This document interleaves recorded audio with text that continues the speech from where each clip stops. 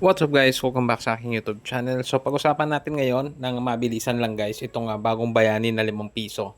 So marahil meron po kayong mga ganitong coins at iniisip nyo na malaki po yung value.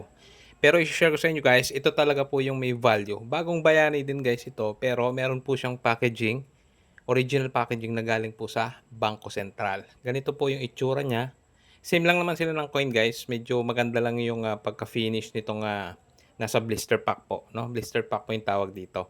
Ngayon ito guys, available dati sa BSP pero ngayon mostly mga resellers na lang po yung makikita ninyo and around 150 to 250 po itong coin na ito pagka binenta po. So yung hawak po ninyo is face value lang yung mga coin po pero pagka ganito po ay meron siyang value na naka-blister pack po.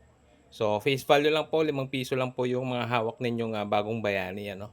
So depende na rin guys, may mga iba kasi na bagong bayani na galing sa bangko na naka-roll po which is possible po na meron pong markup ng konti sa kanyang value or sa kanyang face value. Pero ito po talaga yung may value.